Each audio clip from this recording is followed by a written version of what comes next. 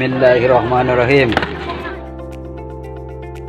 Surat suara keempat di TPS 54 yang sudah tercoblos nomor 2. Inilah Trend of the Week Februari minggu ketiga tahun 2024. Ketegangan masih berlangsung atas konflik Israel dan Hamas yang udah merembes kemana-mana. Puluhan warga Palestina meninggalkan rumah sakit Nasser yang dikelilingi kota Khan Yunis, Gaza Selatan setelah pasukan Israel memerintahkan evakuasi rumah sakit itu. Padahal ribuan orang, termasuk pasien yang dalam kondisi kritis, masih berada di dalam gedung. Tembakan dari tank berat dan senapan mesin terdengar ketika tentara Israel memasuki fasilitas medis tersebut. Al Jazeera juga melaporkan bahwa setidaknya 11 orang tewas dalam serangan yang hebat di kamp pengungsi Nusairat di bagian tengah jalur Gaza.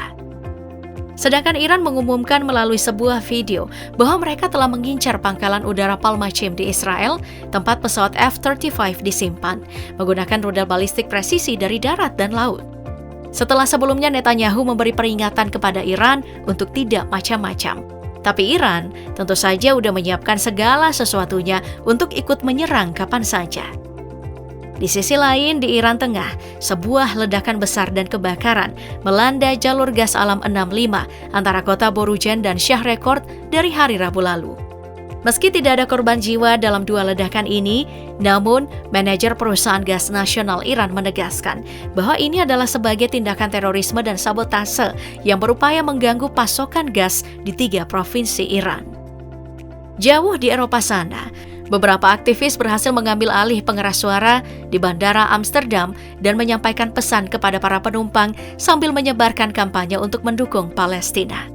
Suara cewek yang seolah memberi pengumuman ala voice over di bandara ini bilang, "Para penumpang yang terhormat, dengan rasa penyesalan, kami ingin memberitahukan kepada Anda bahwa negara Belanda terlibat dalam kekeliruan sejarah dan pajaknya turut menyumbang pada genosida. Saatnya untuk bertindak dan tidak membiarkan Gaza berjuang sendirian." Ih, keren ya?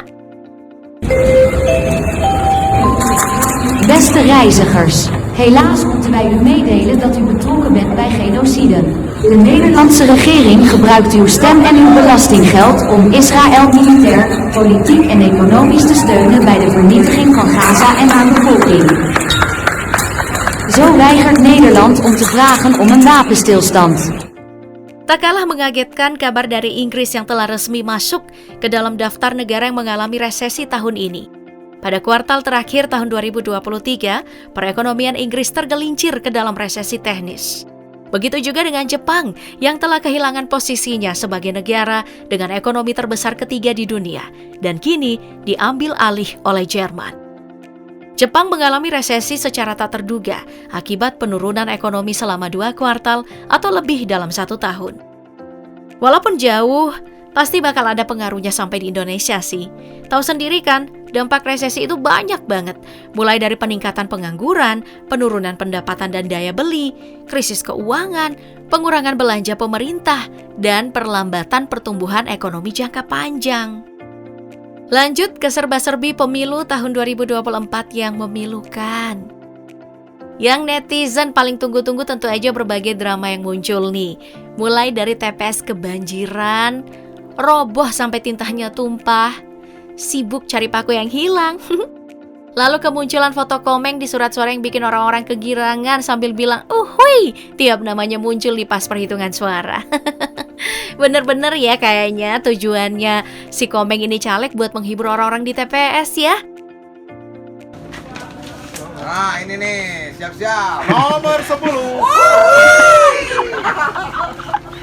Dua emak-emak ini pun gak mau kalah heboh. Amin. 1, 2 Prabowo. 1 amin.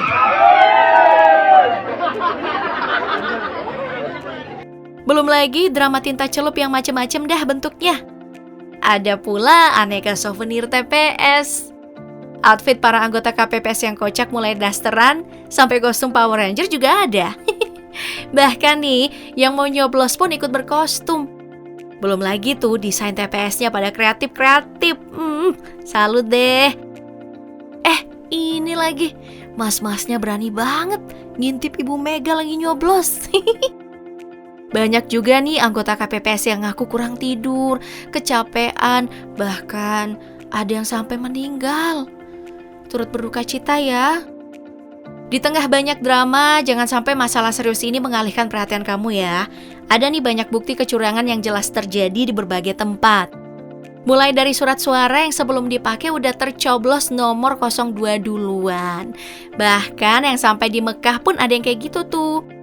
Ada juga nih satu orang yang bisa-bisanya dapat 3 surat suara untuk pemilihan presiden lah. Bukan cuma perkara surat suara, tapi yang tercatat di kertas dan yang muncul di website KPU kok beda sih?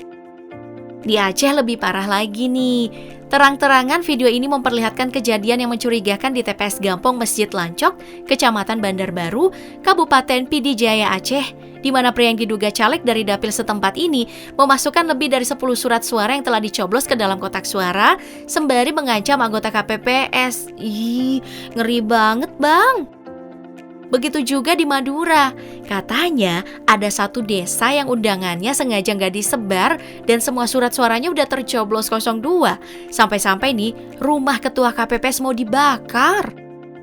Di Tokyo juga ada panitia pemilihan luar negeri alias PPLN yang diduga sempat menolak untuk merusak surat suara yang tidak terpakai. Untung para saksi dan relawan tetap bersikeras menuntut agar surat-surat suara yang udah dianggap tidak berguna itu dicoret. Itu demi mencegah penggunaan surat suara secara ilegal dengan tujuan untuk menambah suara pasangan calon tertentu. Sedangkan di London sempat heboh karena ada beberapa WNI yang protes karena gak bisa nyoblos dan dicegat PPLN dengan alasan gak jelas. Selain itu, komunitas advokat Lintas Nusantara alias Lisan melaporkan Caimin dan mantan Wakil Presiden RI Yusuf Kala kepada Bawaslu atas komentar keduanya terhadap film dokumenter berjudul Dirty Vote yang dianggap mengandung unsur kampanye. Padahal kala itu sudah memasuki masa tenang pemilu 2024. Lanjut ke dunia hiburan. Kunto Aji bangga banget jadi petugas pelaksanaan pemilu. Jadi linmas nih. Wah, alasannya sih emang pengen terlibat sebagai caranya bersosialisasi dengan warga sekitar sebagai warga baru di kompleksnya. Kirain lagi cosplay, Mas. Ada juga Tengku Rian yang mengaku minta rujuk dan terus berupaya memperbaiki hubungannya dengan Ria Ricis. Next, dari dunia olahraga minggu ini. Tim putra Indonesia berhasil melangkah ke perempat final kejuaraan bulu tangkis beregu Asia 2024 setelah finish sebagai runner-up grup D. Ya, walaupun hanya meraih posisi runner-up setelah kalah 3-2 dari tim Korea Selatan dalam pertandingan yang digelar di Selangor, Malaysia. Tapi lumayan lah.